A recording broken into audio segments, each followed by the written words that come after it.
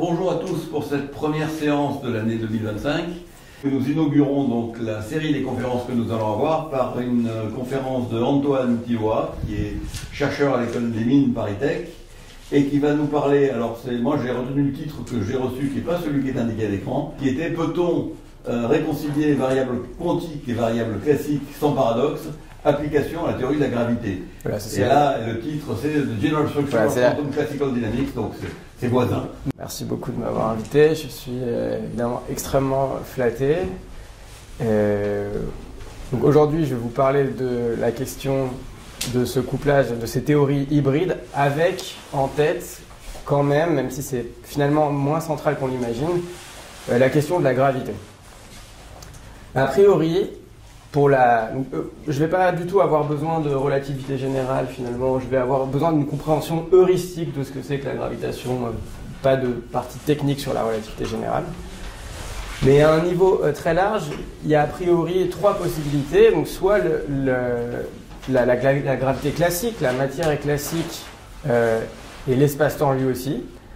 Soit la gravité semi-classique, c'est-à-dire que la matière est quantique mais l'espace-temps est classique. Et enfin, il y a la gravité totalement quantique où à la fois matière et espace-temps sont quantiques. Bon, ce qui reste encore à préciser ce que ça veut dire, mais donc il y a ces trois options et aujourd'hui la première est éliminée. On sait que la matière est quantique, on est obligé de prendre en compte le fait qu'il y a des superpositions quantiques, au moins dans le formalisme. En revanche, et ça je pense que c'est important et que c'est qui n'est pas assez connu en général, on n'a aujourd'hui aucune preuve expérimentale qu'on est dans la situation 2 ou la situation 3. Ça c'est aujourd'hui totalement ouvert expérimentalement. Évidemment, des gens qui défendent l'une ou l'autre approche vont dire qu'il y a des indices, mais il n'y a aucun smoking gun, comme on dit, de l'un ou l'autre. Donc on ne sait pas si on peut se satisfaire de la gravité semi-classique ou de la gravité quantique. Aujourd'hui, on entend parler de beaucoup d'approches à la gravité quantique. Probablement, vous avez entendu parler de la théorie des corps, de la gravité quantique à boucle, qui sont différentes nuances de la partie de la version tout à droite, de la gravité totalement quantique, qui donc se distingue beaucoup plus finement que la distinction entre 2 et 3, qui pourtant reste expérimentalement ouverte. Okay, donc c'est un peu une des bizarreries. On a fait beaucoup d'efforts pour raffiner, pour voir les signatures fines de différentes théories de gravité totalement quantique, alors qu'on ne sait pas si la gravité en fait est quantique. Et donc, pourquoi cette situation? Parce que la plupart des gens dans le domaine pensent que c'est certain que la gravité est quantique. Totalement quantique, on est dans la troisième option. Par exemple, Rovelli, qui répondait à des propositions dont celle dont je vais vous parler, dit qu'il parie à 99 contre 1 que les expériences futures seront en accord avec la version 3, la gravité étant totalement quantique. Et se pose donc la question de savoir, est-ce qu'une chimère, une sorte de combinaison classique quantique comme celle du milieu, est-ce qu'elle est possible en principe ou pas, et si elle est possible en principe, ben ça devient une question empirique. Donc moi je ne veux pas vous convaincre que la gravité est forcément semi-classique, donc je ne veux pas vous convaincre, j'ai pas de théorie à vous vendre pour le milieu. Moi, ce que je voudrais juste essayer de vous convaincre, c'est que c'est possible, que c'est ouvert, et que théoriquement, en tout cas, on n'a pas d'argument pour dire que c'est impossible. Donc ça devient une question empirique. Et donc, lié à ça, moi je pense que la probabilité, c'est pas 99 contre 1, c'est quelque chose de plus équilibré. Je vais pas prendre de risques et donner les probas, mais c'est pas du tout si clair que ce qu'on pense en général. Et pour ça, il faut d'abord que je vous parle de la gravité semi-classique standard, parce que, en fait, c'est une mauvaise théorie, dans sa version standard, qui marche pas et qui a donné beaucoup de grain à moudre aux critiques de la deuxième option et donc à ceux qui défendent la troisième. Donc c'est important de comprendre, finalement, leurs arguments, qui sont pas de mauvais arguments. Il y a une erreur logique à la fin, mais c'est a priori de bons arguments. Ok, donc là j'ai essayé de faire ce petit dessin un peu intuitif pour dire... C'est heuristique, on a des superpositions sur la matière, donc c'est pour ça que c'est un peu flou, là, mes petits blobs. En revanche, l'espace-temps est parfaitement bien défini. Et donc quand on veut construire une théorie de la gravité semi-classique, on doit donner deux histoires, on doit préciser les équations pour deux aspects.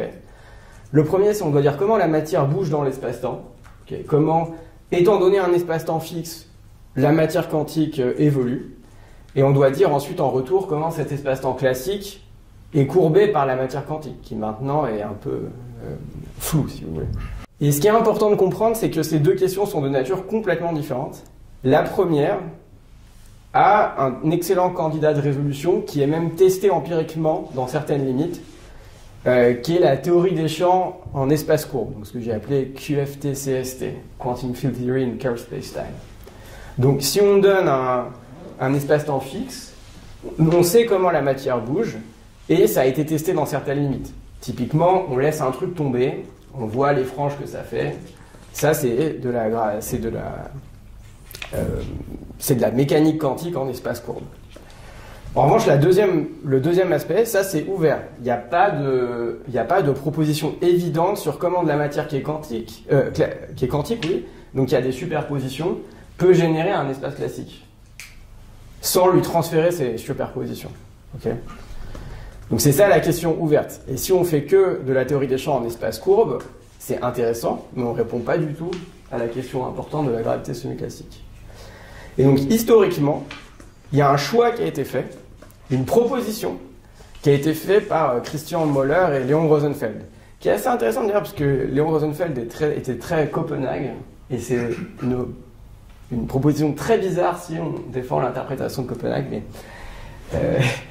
la proposition, c'est de dire, ok, j'ai écrit ces équations, mais encore une fois, on n'a pas vraiment besoin de connaître la relativité générale. Le terme de gauche, c'est la partie géométrique liée à l'espace-temps. Le terme de droite, c'est la partie liée à la matière, avec le tenseur énergie-impulsion, qui est du coup un opérateur maintenant. Moller et Rosenfeld disent, bon, on peut au moins construire une théorie semi-classique en prenant la valeur moyenne de l'objet de droite, ça donne un scalaire désormais. Scalaire au sens quantique du terme, pas au sens tenseur versus scalaire, okay. Donc on a un nombre à droite, et l'équation, au moins a priori, a du sens. Okay. C'est une équation qui ferme.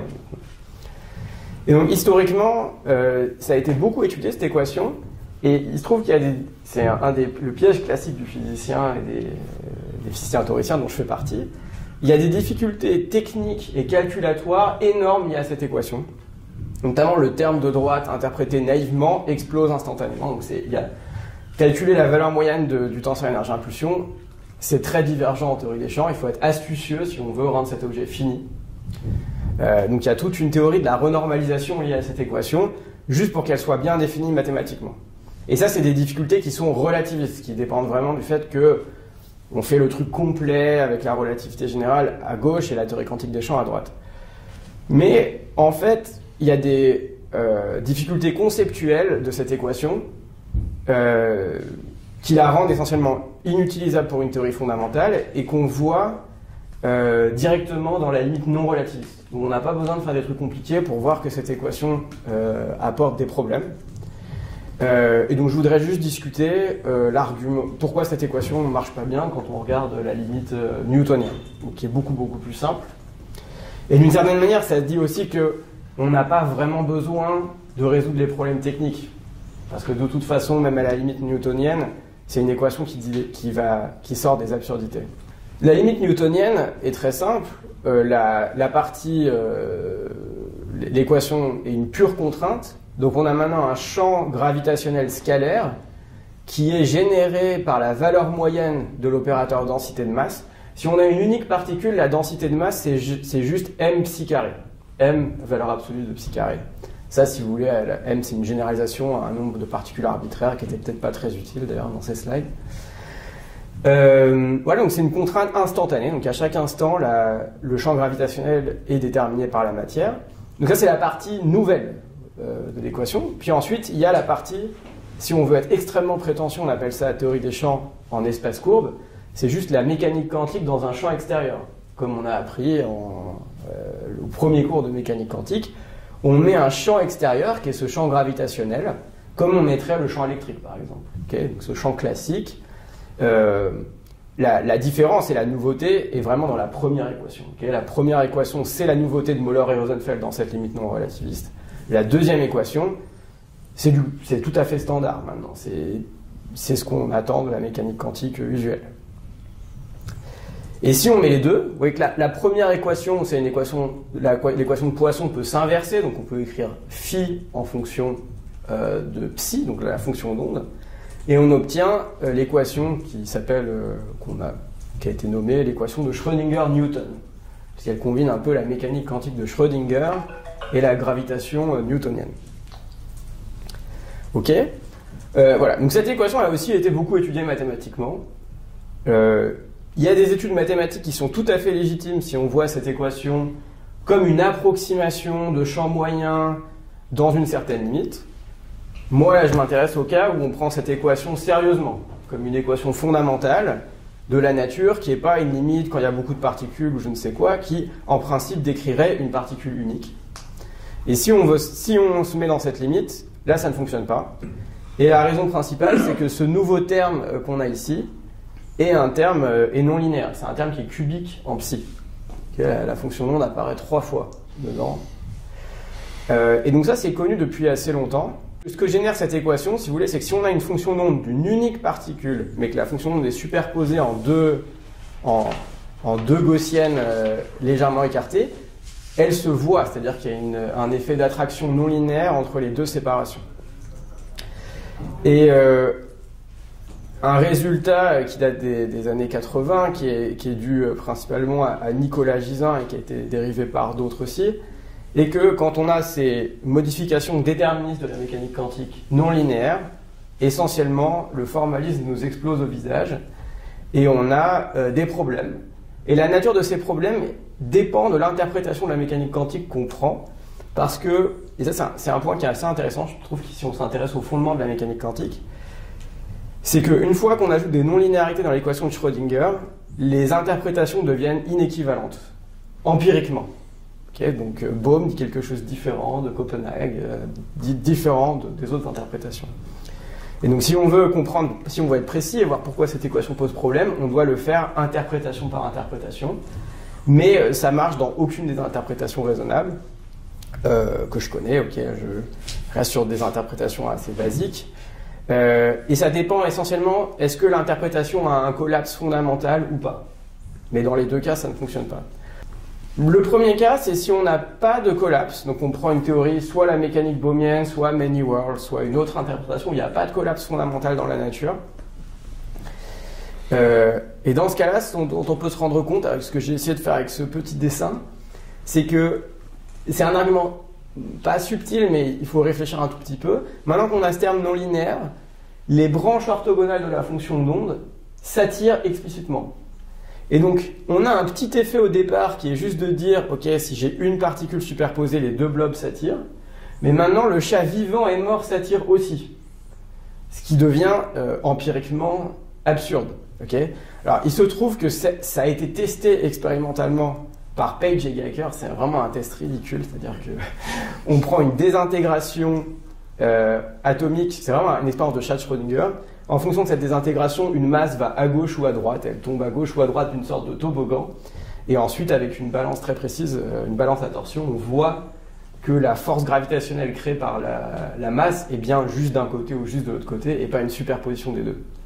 Si on veut, ça falsifie ça, mais on n'avait même pas besoin de faire l'expérience. Okay, si les branches incohérentes de la fonction d'onde s'attirent, le monde est juste pas du tout comme on s'y attend. Okay, ne serait-ce que la dynamique des planètes, ça va être n'importe quoi. Okay, donc si on a un collapse, alors ce que montre la conclusion de Schrödinger-Newton, c'est un monde qui n'est empiriquement pas du tout comme le nôtre. Okay, donc c'est falsifié au sens standard du terme. Voilà, c'était pour dire une des conséquences un peu caricaturales qu'on peut trouver, c'est qu'effectivement que la trajectoire de la Lune étant infiniment chaotique autour de la Terre, il y a des petites perturbations. En réalité, si on regarde la fonction d'onde de l'univers au sens de many worlds, il y a des branches où la Lune est à des positions différentes autour de la Terre. Il y a des branches totalement décohérées qui ne se parlent plus du tout, et donc nous on voit la Lune évidemment à un endroit bien défini. Et donc dans cette approche, on devrait sentir l'attraction gravitationnelle d'un donut, parce qu'on aurait toutes les positions, qu'il n'y aurait pas de marée et tout. Bon, enfin, là j'enfonce le clou bien trop. Okay, c'est une approche qui ne marche pas s'il n'y a pas de collapse.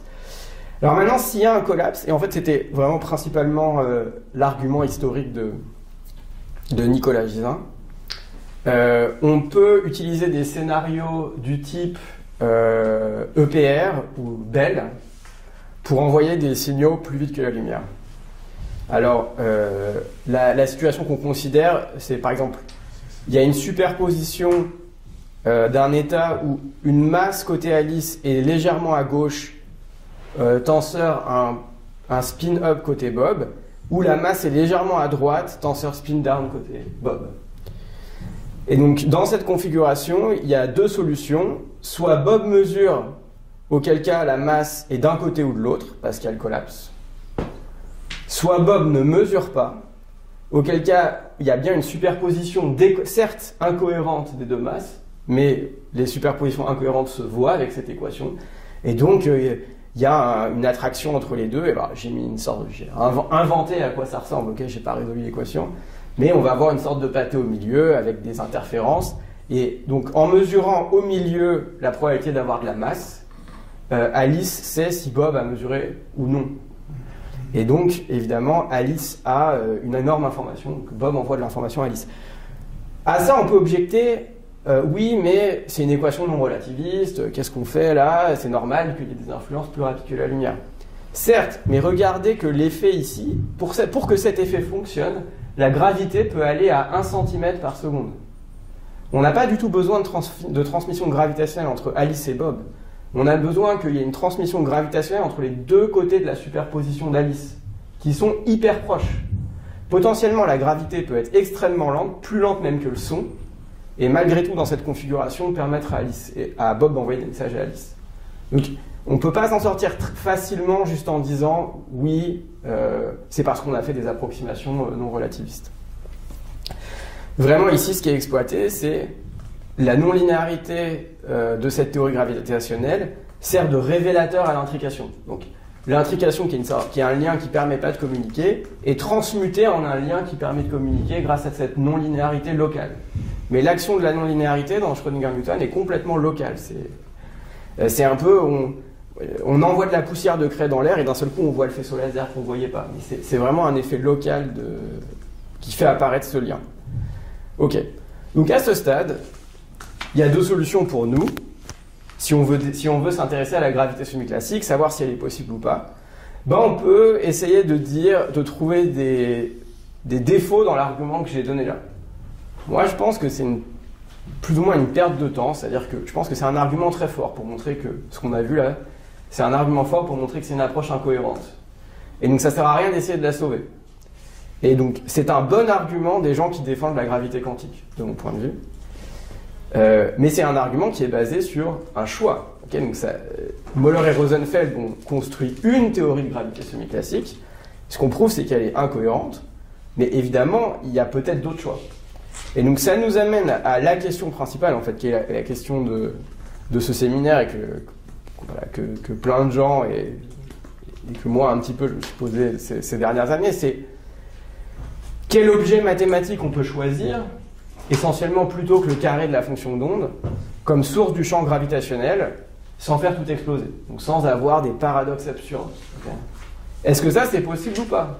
Et donc, si ça c'est pas possible, alors les gens qui disent que la gravité est forcément quantique ont un point. Si en revanche on peut construire de telles théories qui ne tombent pas dans les problèmes de la théorie Möller-Rosenfeld, alors on a un bon argument en faveur du fait que la question est au moins ouverte. Voilà. Et donc, si on dézoome de la gravité, en fait, c'est une question très générale, ça. C'est une question qui va beaucoup plus loin que la gravité, qui est, est-ce qu'on peut coupler de manière cohérente des variables classiques et quantiques? Oublions la complexité du fait que c'est une métrique, que la relativité générale a des équations qui sont formellement, enfin en tout cas techniquement un peu compliquées. La question qui se pose, et qu'on voit là, c'est on a une absurdité du fait qu'on a couplé des variables quantiques et classiques dynamiquement et que ça a créé une non-linéarité. Donc on transforme cette question, et c'est pour vous expliquer un peu là, pourquoi le titre du séminaire finalement, pourquoi c'est la question qui se pose. Je vais parler un petit peu de cette question maintenant, et puis à la fin je reviendrai à la gravité pour voir ce qu'on peut en dire sur la gravité. Okay, mais je pense que c'est important d'extraire la question générale. Alors, voilà, alors peut-être... Pour dire un peu, en ce moment, c'est peut-être un point pour contextualiser par rapport à l'énorme activité qu'il y a en ce moment sur la nature ou non quantique de la gravité. Si j'essaie de construire des théories cohérentes qui couplent le classique et le quantique, je me place un peu dans ce patatoïde de droite. Donc moi, ce qui m'intéresse, aujourd'hui en tout cas, c'est de montrer que l'ensemble est non vide des théories semi-classiques cohérentes. Une grande partie de la littérature aujourd'hui essaie de contraindre cet espace et de le falsifier expérimentalement. Donc c'est différent, c'est beaucoup plus indépendant de la théorie que ce que je vais faire. Mais avant de faire des énormes preuves expérimentales qu'un truc n'existe pas, il faut au moins être sûr que l'ensemble est non vide. En tout cas, sinon, c'est pas très intéressant. On peut prouver expérimentalement que l'ensemble vide est impossible. Ok, très bien. Enfin, voilà, donc je suis du côté un peu théorie constructive. Est-ce qu'on arrive au moins à construire un modèle? C'est pas garanti d'ailleurs que ce soit la meilleure stratégie. Je pense que la stratégie de gauche est une stratégie très intéressante, peut-être meilleure d'ailleurs. Empiriquement, si on veut trouver de quoi est faite la nature rapidement. Mais je vous explique une autre voie aujourd'hui. Voilà, et donc, pour coupler variables quantiques et classiques, il y a en gros 3 solutions, historiquement, qui ont été proposées. Il y a la première qui est la mesure continue et le feedback. Je vais vous expliquer les 3 méthodes. Il y a les modèles de collapse spontané, ou de réduction dynamique, ou de collapse objectif. Et enfin, plus récemment, il y a des approches qui n'ont pas vraiment de nom. Oppenheim appelle ça la gravité post-quantique, mais c'est du genre de couplage classique quantique générique avec une dynamique quantique qui préserve un sous-espace classique. Ce qui est intéressant, c'est qu'évidemment, d'un point de vue métaphysique, ces 3 options sont complètement différentes, disent une histoire du monde fondamentalement différente, mais empiriquement, les 3 approches sont équivalentes. Elles disent exactement la même chose. Et donc c'est pour ça que c'est intéressant, je trouve, d'en parler. On s'en est rendu compte finalement relativement récemment que tout le monde faisait la même chose, de manière cachée. Aujourd'hui, je vais vous expliquer la méthode 1 pour construire ces modèles semi-classiques. À la fin, si vous avez des questions, j'ai des slides sur la deuxième manière de le faire, qui est en fait équivalente. Et j'expliquerai le lien avec la méthode 3, au cas où vous auriez entendu parler de l'approche de Jonathan Oppenheim, qui est infiniment plus populaire en fait que celle dont je vais vous parler au début, en ce moment, qui est plus récente et qui est un peu dans les news. Donc, faire le lien entre les vieux trucs qu'on faisait il y a 10 ans à peu près et la version un peu hype, comme on dit, à la mode en ce moment. Voilà. Mais c'est la même chose. Enfin, c'est la même chose. La version de Oppenheim, vous verrez, est raffinée, mais c'est le même formalisme mathématique. Bon, et ça, c'est expliqué dans un petit papier que j'ai mis en ligne il n'y a pas longtemps, qui fait pas grand-chose si ce n'est expliquer que c'est 3 fois la même chose mathématiquement. Alors, comment on couple les variables classiques et quantiques avec la mesure continue et le feedback? Alors d'abord, je dois vous expliquer ce que c'est que la mesure continue. Parce qu'a priori, c'est une contradiction. Ça semble en tout cas impossible à cause de l'effet Zénon.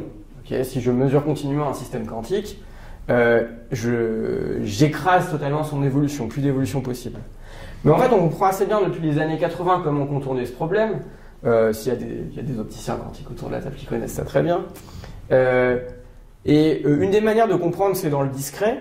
Donc on a un système quantique ici qui est représenté par un système à 2 niveaux. Et puis on envoie des sondes qui sont des systèmes quantiques et qui vont interagir unitairement, faiblement avec ce système et être mesurés plus tard. Donc ça réalise une mesure faible, okay, pas une mesure projective, mais une mesure faible du système quantique. Et on voit que c'est une mesure faible. Il y a 2 paramètres sur lesquels on peut jouer. On peut jouer sur la fréquence à laquelle on envoie ces sondes et on peut jouer sur la force de l'interaction. Et il y a une limite de scaling adaptée dans laquelle on envoie des sondes de plus en plus fréquemment, mais elles interagissent de moins en moins fort. Et dans cette limite, on obtient une mesure continue où le taux d'extraction, la quantité d'informations extraites par unité de temps est fini. Donc, et ça, c'est une limite bien définie. Donc il y a une rétroaction de la mesure, mais qui est finie, il n'y a pas d'effet Zénon, et il y a un nouveau temps caractéristique associé à la mesure, qui rentre en compétition avec les échelles dynamiques du problème, les autres échelles dynamiques. Mais il n'y a pas de domination de la mesure sur les autres dynamiques quand on fait ça. Alors ça a été Ça a été réalisé expérimentalement, c'est l'ultra classique expérience du groupe du LKB, où ils ont fait vraiment des interactions répétées. Donc il y a un état d'une cavité qui est l'équivalent de mon système à 2 niveaux ici, qui en l'occurrence était un système à n niveaux, qui est sondé, dans laquelle on envoie des atomes de Rydberg, qui extraient un peu d'informations de la cavité, puis qui sont mesurés. Donc dans cette expérience historique, on ne se mettait pas forcément dans la limite continue. Il y avait des mesures faibles d'intensité finie, répétées.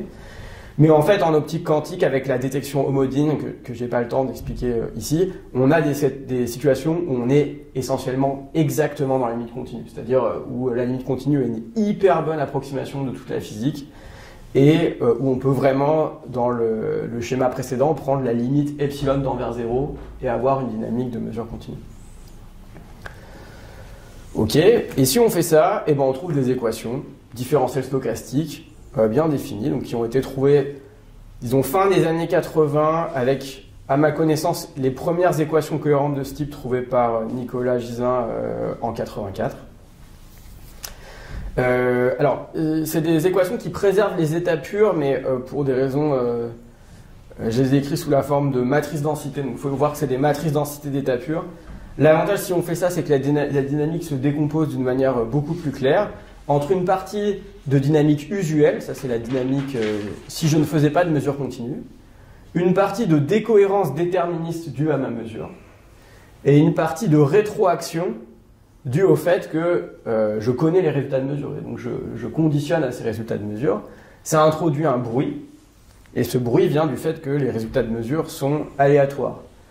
Ce bruit est aussi lié au signal, et donc le signal c'est ce que moi je mesure, donc c'est les résultats, à la limite continue, ces résultats de mesure deviennent un champ, deviennent une trace continue en temps, et qui obéit à cette équation différentielle stochastique. Donc si je mesure continuellement l'opérateur C, mon résultat de mesure est un processus stochastique qui a pour moyenne la valeur moyenne de cet opérateur plus un brownien. Essentiellement. Voilà, et donc ce terme, de manière importante, la rétroaction de la mesure, c'est un terme qui est non linéaire, qui dépend quadratiquement de la matrice densité. Et ça, on va voir que c'est autorisé parce que c'est un terme de bruit. C'est un terme qui, si je prends maintenant la moyenne de cette équation, que je ne connais pas les résultats de mesure, ce terme disparaît, on retrouve une équation linéaire. C'est juste conditionné au résultat de mesure que la dynamique est non linéaire. Et c'est ça qui permet de s'échapper des problèmes de Gisin. C'est une équation non linéaire qui est autorisée, celle-ci, qui n'est pas interdite par les no-go théorèmes que je vous ai donnés tout à l'heure. Ok, et cette partie importante, c'est le signal, donc c'est dans une expérience de détection homodine ou avec des interactions répétées. Ce à quoi l'expérimentateur a accès, c'est ce signal continu RT, donc pour résultat de mesure, avec une partie déterministe et une partie bruitée. Et donc ça, il est extrait tous les jours. Donc il y a dans l'équipe dont je fais partie, il y a des expériences à l'ENS, dans la startup Alice et Bob, où on reconstruit des états quantiques à partir de RT. Donc ça, c'est quelque chose qui est fait expérimentalement.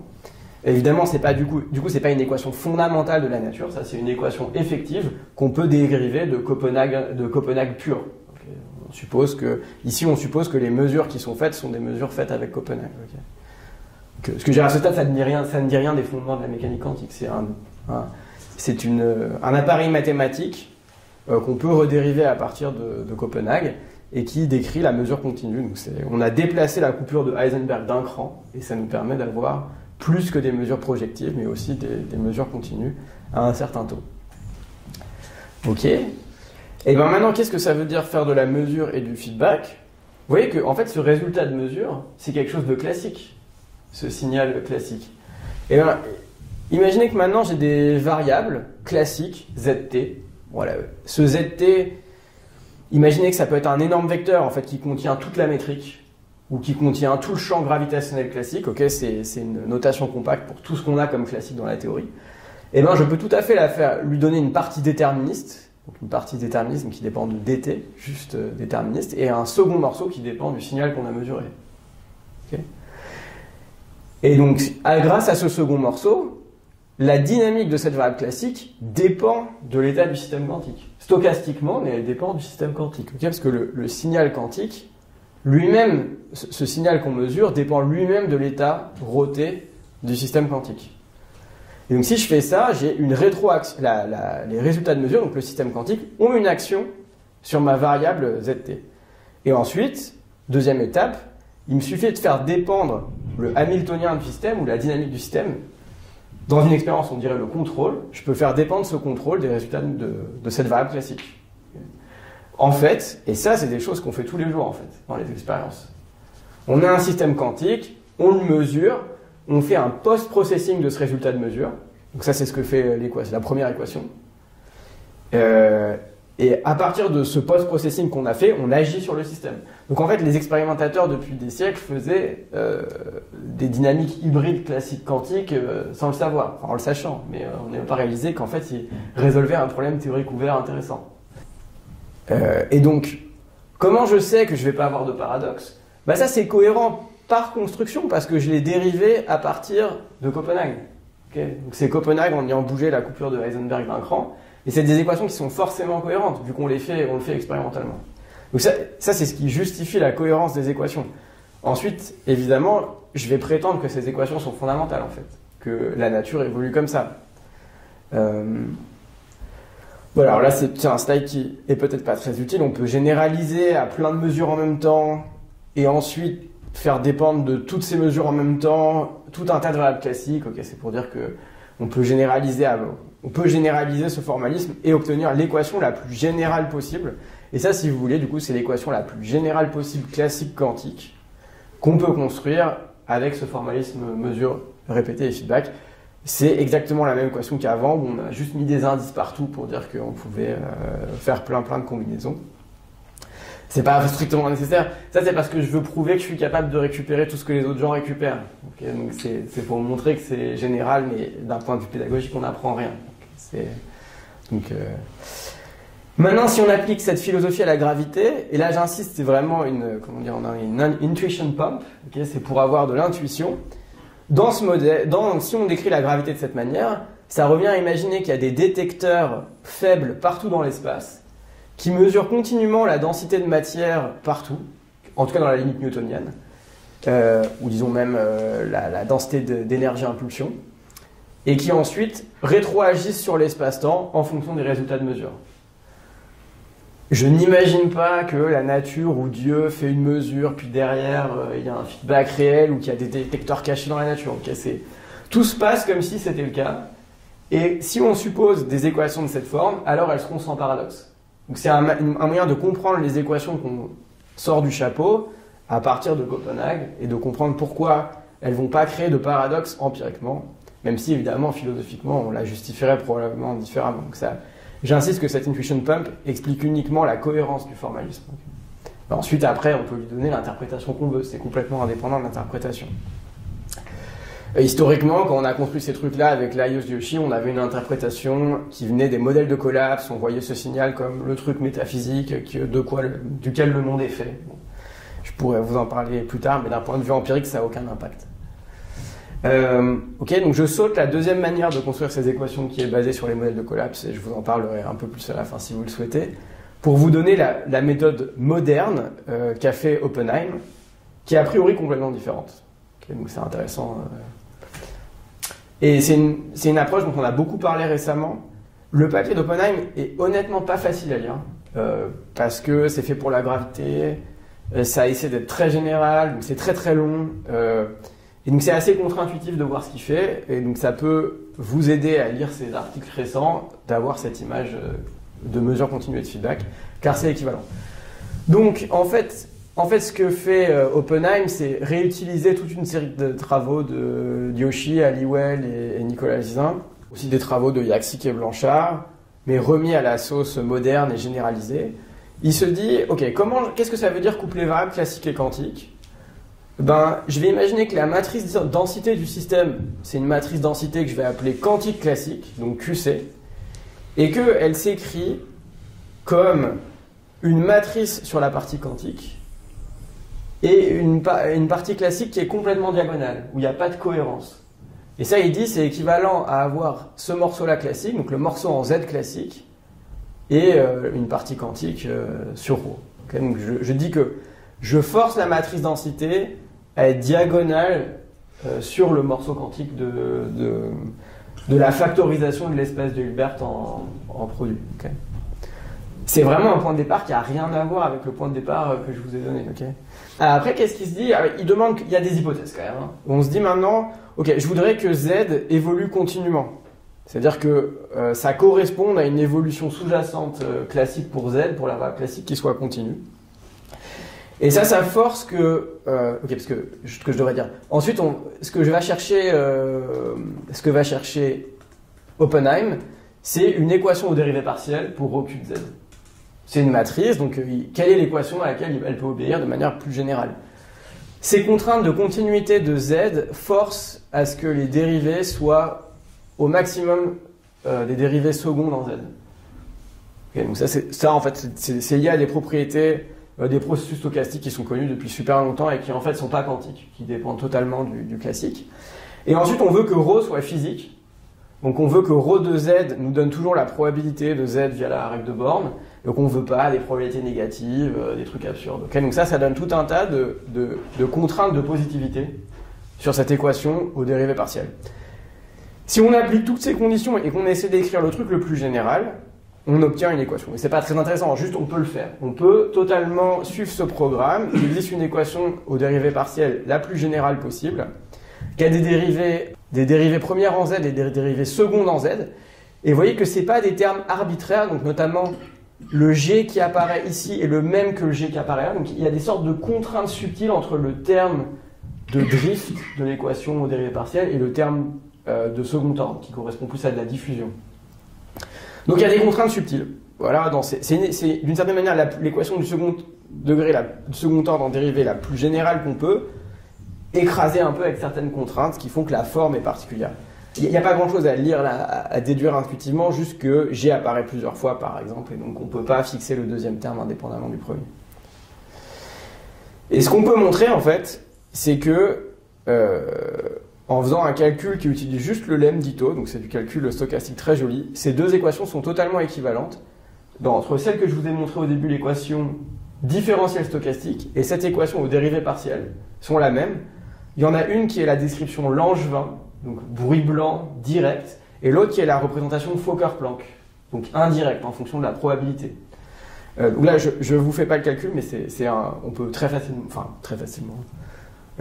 relativement facilement le montrer.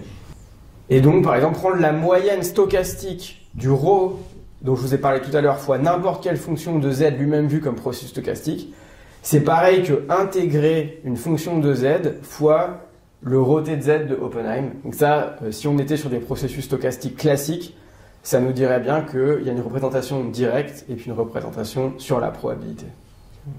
Ici, en fait, on peut voir ce ρt de Z comme la probabilité de Z étendue en plus avec des coefficients quantiques. Donc la trace de ce ρt de Z donne la densité de probabilité de Z. Voilà, donc c'est vraiment exactement comme Fokker-Planck-Langevin. Si vous avez déjà vu ce passage, c'est le même passage. Et donc, en fait, on a des équations qui ne se ressemblent pas, mais qui, en fait, sont les mêmes. Qui décrivent exactement la même chose, l'une de manière directe, l'autre de manière indirecte. Et ça peut vous aider à lire ces articles qui vont parler de dynamique hybride générale, mais en fait, de manière cachée, c'est de la mesure continue et du feedback. Aujourd'hui, on ne sait pas faire de dynamique classique quantique cohérente qui ne soit pas, in fine, réductible à de la mesure continue et du feedback. Et d'une certaine manière, cette équivalence prouve que c'est la seule manière, modulo les quelques contraintes qu'on met en plus de continuité, par exemple. Ok, retour à la gravité, parce qu'on n'a quand même pas fait tout ça pour rien, on veut dire des choses quand même sur la gravité. Alors il se trouve qu'on avait bricolé des modèles comme ça, d'abord Caffrey Taylor et Milburn, puis Lajos Joshi et moi, donc il y a presque 10 ans maintenant, ça commence à dater. Et l'idée c'était simplement de se dire, ok, prenons le champ, c'était newtonien, parce que c'est déjà compliqué. On prenait le champ gravitationnel et on lui mettait comme source, au lieu de lui mettre psi carré, donc au lieu de mettre la fonction de onde au carré, on mettait le signal de mesure qu'on aurait si on mesurait la densité de masse partout dans l'espace. Okay. Bon, on se rend compte qu'il va falloir faire un petit peu attention quand on écrit l'équation différentielle stochastique, mais c'est des maths, c'est faisable, c'est déterministe, quoi. Une fois qu'on a écrit ça, tout suit. Donc heuristiquement, c'est cette image. Et puis récemment, il y a des équations, il y a des extensions, en tout cas davantage peut-être une tentative d'extension relativiste d'Oppenheim, qui elle n'est pas totalement achevée. Donc ce que je vais vous dire là, et je réinsisterai après, aujourd'hui, c'est on arrive à construire des théories cohérentes de gravité semi-classique qui n'ont pas les problèmes de Möller et Rosenfeld, mais qui fonctionnent pour le moment que dans la limite newtonienne. Ce qui n'est pas totalement idiot parce que les problèmes qu'on avait étaient déjà là dans le cas newtonien.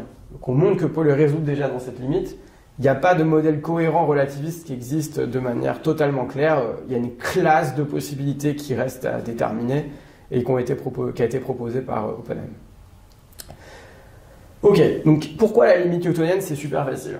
Ben, c'est beaucoup plus facile parce que à la limite newtonienne, le champ gravitationnel n'a pas de liberté propre et donc le champ gravitationnel classique est lié instantanément à la matière quantique. Et ça, en termes de feedback, si on revient à la représentation un peu intuitive de ce que fait un expérimentateur, ça revient à faire du feedback markovien, c'est-à-dire à réinjecter dans la dynamique le signal qu'on a mesuré instantanément et pas une intégrale de tout le signal sur le passé. Ça, c'est des feedbacks non markoviens, c'est hyper compliqué à étudier en général. En fait, en général, on ne peut rien dire. Alors que le feedback markovien, ça a été entièrement classifié, en fait. On connaît hyper bien. Donc, techniquement, la limite newtonienne est hyper intéressante parce qu'on peut dire plein de choses, c'est explicite, et au moins, si ça ne marche pas, on le voit, et ok, on peut faire des prédictions falsifiables. Et aussi, expérimentalement, toutes les propositions pour tester la gravité quantique versus gravité semi-classique, c'est que des expériences newtoniennes. Personne est en train de s'embêter à regarder les corrections relativistes à un effet qui est déjà hyper petit à la limite newtonienne. Donc je pense que c'est tout à fait raisonnable de regarder la limite newtonienne. Ok, donc à quoi ressemble le modèle? Donc là, je me répète un tout petit peu. On a des détecteurs partout dans l'espace qui mesurent la densité de matière. Il se trouve qu'il y a quand même un degré de liberté dans ces modèles de mesure continue. En gros, on peut supposer que ces détecteurs sont corrélés a priori. Enfin, le bruit de ces détecteurs n'est pas forcément indépendant des détecteurs, okay, surtout quand on vient à des toutes petites distances où les détecteurs sont collés entre eux. Donc les détecteurs peuvent avoir un certain overlap. Et il se trouve que s'autoriser ce degré de liberté, donc c'est un degré de liberté fonctionnel, la fonction de corrélation de ces détecteurs, et donc l'ensemble des modèles possibles est paramétrisé par cette fonction de corrélation des détecteurs. Et c'est un truc qu'on va optimiser à la fin. Et ensuite, on fait le feedback. Okay, donc, on mesure la densité de matière partout dans l'espace continuellement, de manière bruitée, et on fait du feedback avec ça. On fait plein de calculs, okay. On fait le calcul, c'est connu, en fait c'est même dans des livres, hein, on n'a pas réinventé l'eau chaude. Hein. Et on voit que si on regarde l'évolution moyennée sur les résultats de mesure, là les résultats de mesure ils ne sont connus que de la nature, okay, ils ne sont pas connus de nous, donc on doit moyenner sur ces résultats. On trouve une équation où tous les termes non linéaires s'annulent et il n'y a plus que des termes linéaires. J'aurais pu ne jamais vous parler de mesure continue et de feedback, ça aurait été de la magie absolue que ça se passe. Mais évidemment, on l'a construit pour ça. Avec cette intuition, on savait déjà que les termes non linéaires disparaîtraient. Et donc on obtient exactement le même potentiel. Ici, c'est le potentiel newtonien qu'on aurait mis à la main si on faisait de la gravité complètement quantique. Donc c'est le même potentiel newtonien que la gravité quantique. La différence, c'est qu'il y a pile en plus un terme de décohérence qui vient tuer la cohérence créée par ce potentiel quantique. Parce qu'on a bien, au départ, on n'a pas une... Là, j'ai construit une interaction classique, donc évidemment, je ne peux pas reproduire la gravité quantique, ça n'aura aucun sens. Et donc ce terme bonus, si on veut, qui est totalement déterminé par le reste, est un terme de décohérence en position qui vient tuer les superpositions que l'interaction a elle-même créées. Elle vient détruire l'intrication que l'interaction a elle-même créée. Et ce qui est intéressant, c'est que ce terme de décohérence, contrairement à ce qui se passe dans beaucoup de cas, a une borne inférieure. Donc, cette fonction de corrélation gamma, vous pouvez l'imaginer scalaire un petit instant, c'est pas grave si on n'a pas de dépendance spatiale, apparaît gamma et gamma moins 1 dans la formule. On a la somme d'un terme qui dépend de gamma et un terme qui dépend de gamma moins 1. Et donc, la décohérence a une borne inférieure. Je ne peux pas, moi en tant que théoricien, vous choisir un gamma qui rend les conséquences sur la décohérence infiniment faibles. Et c'est assez intuitif. Donc, vous voyez que si je mesure très très fort la densité de matière partout dans l'espace, c'est fait une mesure forte de la densité de matière, je démolis les superpositions de la matière. Et donc, j'ai une énorme décohérence en position. Et donc ça, je peux me dire, ok, bah du coup, je vais mesurer très très faiblement la densité de matière pour surtout pas la perturber. Oui, mais du coup, le signal que je récupère est extrêmement bruité. Et donc, quand je le réinjecte dans la dynamique, via le feedback, je crée énormément de bruit, énormément de diffusion dans la dynamique. Et empiriquement, cette diffusion à la limite markovienne est indistinguable de la décohérence. Okay, donc, si on ajoute du bruit blanc dans l'équation de Schrödinger, ça c'est indistinguable de la décohérence, empiriquement. Et donc, voilà, la limite grand gamma correspond à une mesure forte, et donc on a beaucoup de décohérence induite par la mesure. La limite petit gamma correspond à beaucoup de bruit dans le feedback, et donc aussi empiriquement à une grande décohérence, et donc il y a un minimum. Et donc on peut s'amuser à trouver le minimum. Encore une fois, c'est un minimum fonctionnel, c'est un minimum sur l'ensemble des fonctions. Et si on le fait, on trouve exactement le modèle de décohérence qu'avaient proposé Diauchy et Penrose. Et ça, c'est coup de voilà. On n'avait pas mis à la main au début. Historiquement, Penrose et Diauchy ont dérivé ça à la main, enfin avec des intuitions. Donc pour peu qu'on achète l'idée générale de couplage classique quantique, on obtient ce qu'avaient deviné Diauchy et Penrose. Voilà. Je ne dis pas que ça le démontre si on accepte certaines hypothèses, mais en tout cas, ça rend plus clair le choix de cette fonctionnelle de décohérence. On voit de quelles hypothèses on a à faire pour le déduire. Suivant les conventions et les papiers, du coup, on récupère un facteur 2 à l'optimum, parce qu'à l'optimum, on a autant de décohérence due à la mesure que de décohérence liée au feedback. Donc en fait, on prend un facteur 2 par rapport à la proposition, pour être tout à fait transparent. Il se trouve, et donc là c'était toute la transition, ce qui n'est pas très astucieux d'un point de vue pédagogique parce que je mets tous les problèmes à la fin, donc vous allez retenir que ça. Mais là c'est un peu la success story, je trouve. Jusqu'à maintenant, tout s'est très bien passé. Okay. Et donc, si je m'arrêtais là, bah, c'est génial et vous croyez tous en la gravité semi-classique, ce qui m'arrange parce que c'est quand même le point, je veux quand même dire que c'est ouvert, il y a des problèmes. Et le problème principal, je vais vous le mentionner là, c'est la régularisation. Et donc même si on prend ce minimum de décohérence, on calcule l'effet de décohérence, on voit qu'il est infini quand même.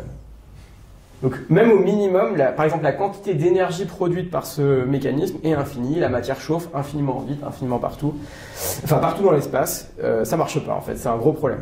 Et ça en fait c'est connu depuis les années 80, vu que Diauchy et Penrose avaient regardé une décohérence similaire. Et donc on n'a pas le choix, on doit régulariser, ajouter un régulateur dans le potentiel newtonien. On doit dire que le potentiel newtonien n'est pas en 1 sur R, mais il s'arrête à des distances très faibles. Et ça réduit la décohérence. Et donc, mais ça réduit aussi le potentiel, ça brise aussi le potentiel newtonien exact aux petites distances. Et donc vous voyez qu'il y a un arbitrage. C'est aussi testable expérimentalement, parce que si je régularise trop pour réduire la décohérence, je détruis le potentiel newtonien. Si je les régularise trop peu, j'ai trop de décohérence. Alors, ça c'est peut-être mieux. Voilà. Expérimentalement, on a une contrainte sur la décohérence qui a été énormément améliorée récemment. Donc, historiquement, les gens avaient pensé qu'on pouvait mettre un régulateur en distance jusqu'à 10-15 mètres, qui était bien parce que c'était un peu l'échelle du nucléon où on attend de la nouvelle physique. Aujourd'hui, cette distance de cut-off, elle est forcément plus grande que 10-10 mètres. Donc on est passé à l'angstrom, donc là on est distance atomique. Donc esthétiquement, c'est clairement beaucoup moins bien. Okay, donc, pour que ces modèles soient valides, il faut qu'il y ait de la nouvelle physique, un truc bizarre qui se passe, soit une régularisation, soit quelque chose de nouveau qui se passe à l'échelle de l'angstrom, au moins pour la gravité. Okay. Et de l'autre côté, donc ça c'est des expériences, alors il se trouve que la meilleure expérience, une des conséquences de ces distances, si on étudie finement la matière, on voit que le germanium va spontanément émettre des rayons X par exemple, ou que la matière va chauffer. Et donc on peut regarder du germanium très longtemps, on voit qu'il n'émet pas de rayons X, et donc ça nous dit que cette distance ne peut pas être trop petite. Voilà. Ça a été fait à Grande Sasso, dans les laboratoires nationaux italiens. Il y a tout un tas d'autres preuves. Et il y a une contrainte gravitationnelle qui est qu'on a testé finement le potentiel newtonien jusqu'à 10-4 mètres. Alors 10-4 mètres pour tester la force gravitationnelle à 10-4 mètres, c'est absolument exceptionnel. C'est des expériences qui ont été raffiné récemment dans le groupe d'Aspelmayer à Vienne. Donc on cherche à mesurer le potentiel gravitationnel à des distances hyper faibles. Donc la force gravitationnelle est extrêmement faible. on arrive à des distances où elle est comparable à l'effet Casimir. Voilà, c'est des expériences très très compliquées. Mais vous voyez qu'il y a encore un peu d'espace. Alors moi, est-ce que je crois que dans la vraie vie, il y a un sigma et que ces modèles sont corrects? Non. Okay. Mais mon but est de montrer que l'ensemble est non vide, qu'on a des exemples qui sont cohérents et qui ne sont pas du tout éliminés par les paradoxes historiques. Et au sens strict, ces modèles sont encore acceptables, a priori. En tout cas, si on regarde la physique newtonienne. Ce qui ne veut pas dire qu'il faut y croire, okay, j'insiste. C'est des modèles qui ont un objectif logique avant d'être un objectif réel de physique. Voilà, donc je vous laisse avec ce petit résumé en anglais de ce que je viens de dire. Mais essentiellement, il y a 3 manières équivalentes de construire des dynamiques hybrides. La méthode historique cohérente. La méthode historique est une méthode catastrophique qu'il ne faut pas utiliser. Okay. Mais donc, au départ, on pensait qu'il n'y en avait aucune, mais en fait, les dynamiques quantiques classiques sont à la fois possibles, ce qui était déjà pas trivial. Elles sont bien comprises, en fait. C'est pas des théories complètement ésotériques. Et elles sont classifiées. Donc en plus, on sait même tout ce qu'on peut produire, modulo quelques hypothèses. Si maintenant on revient à la gravité, il y a 2 cas à considérer, je pense. Il y a la limite newtonienne, où là on a construit des modèles bien définis, qui permettent de retrouver des modèles qui avaient été proposés heuristiquement. Donc ça c'est intéressant, ça prouve rien, mais c'est intéressant. Et donc au moins dans la limite newtonienne, tous ces paradoxes sont évacués. Les arguments historiques pour dire que théoriquement la gravité semi-classique c'est incohérent et des paradoxes, ces arguments sont éliminés. Il pourrait quand même y avoir des difficultés d'ordre technique à la limite relativiste. Ça, c'est ce qui est exploré par Jonathan Oppenheim et ses collaborateurs à Londres. Il y a eu d'énormes progrès récents, mais je suis quand même assez sceptique sur la capacité à fermer le programme. Donc, il y a énormément de problèmes, énormément de difficultés techniques, et ils ont beaucoup d'enthousiasme, et ils arrivent à résoudre, jusqu'à maintenant, ils arrivent à résoudre ces difficultés techniques indépendamment les unes des autres. Mais il semble à chaque fois que quand on en résout une, c'est aux dépens des autres. Voilà, donc on a un truc qui fuite partout et on peut mettre juste 2 mains en même temps, pour le moment. Sauf, alors après, ils travaillent beaucoup, donc le groupe de ces gens grossit, là, il doit être une dizaine de personnes maintenant, et donc on peut attendre des progrès, mais je reste quand même... voilà. On peut, aujourd'hui, dans le cas relativiste, ces modèles ne sont pas suffisamment construits et abouti pour qu'on puisse dire quelque chose de précis. Dans le cas newtonien, on peut calculer tout dans n'importe quelle expérience, c'est fermé. Voilà, je vous laisse avec ça. Merci beaucoup de votre attention.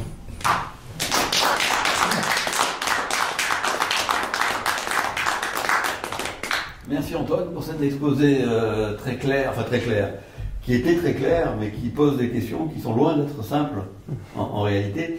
Moi j'ai une question qui n'est pas technique du tout, mais qui est plutôt le lien qu'il peut y avoir entre les communautés qui explorent ce type de sujet et les communautés justement de l'autre bord, celles qui pensent que la gravité est complètement quantique.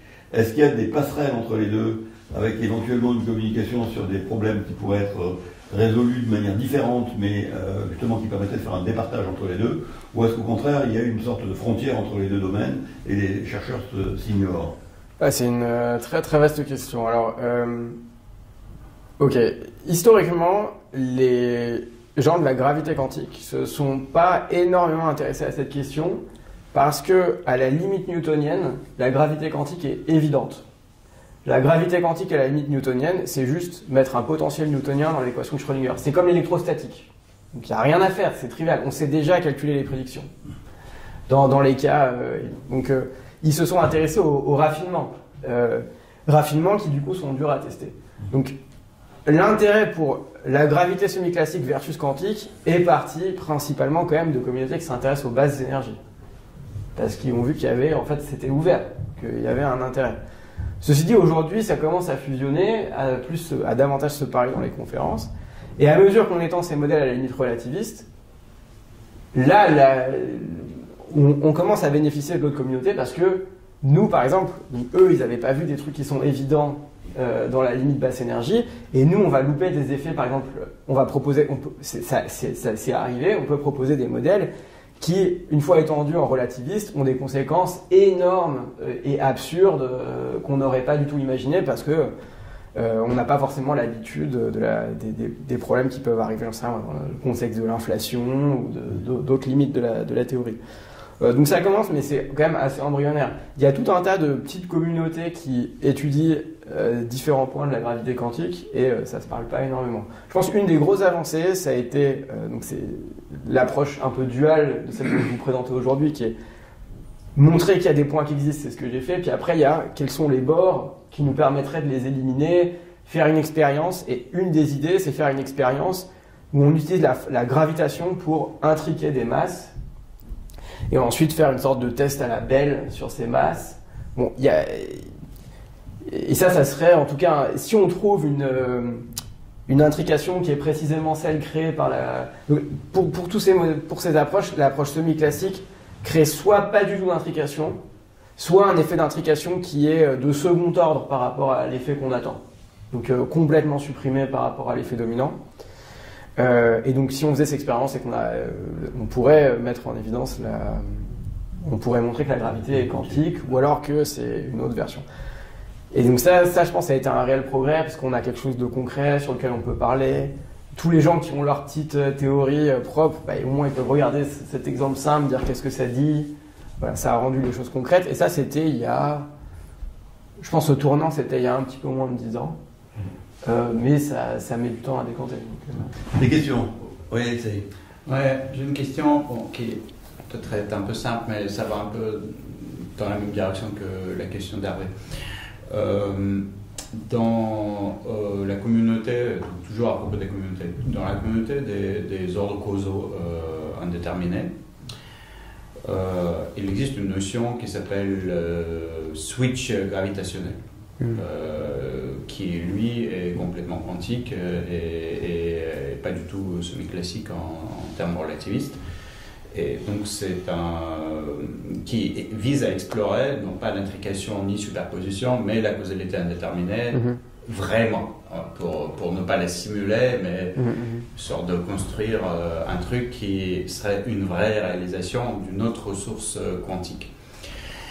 Et naïvement, il semble que il faut de la relativité complète et générale pour pouvoir construire ça et que aucune approche semi-classique de la gravitation ne peut accommoder ce genre de ressources.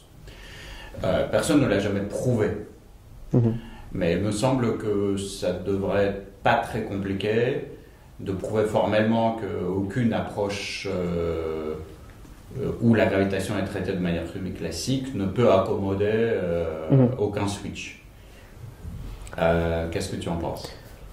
Très franchement, je ne connais pas assez bien pour dire s'il y a une expérience ou pas. Ça serait intéressant de voir. Donc, si vraiment on peut faire de manière complètement opérationnelle définir un test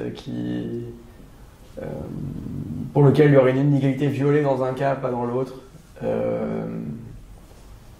voilà, à part le fait que ça serait ça le point ultime qu'il faudrait, qui à mon avis serait la meilleure preuve. Le switch, c'est, tu vois, vous savez ce que c'est le switch, c'est-à-dire il y a un contrôle, et si donc le contrôle c'est soit Alice est avant Bob, soit Bob est avant Alice, d'accord, et si le contrôle est en superposition, alors l'ordre causal est en superposition. Et réaliser ça physiquement, concrètement, est très compliqué avec les photons ou quoi que ce soit, parce que la distinction entre ce qui est ton contrôle et ce qui est ton target n'est pas...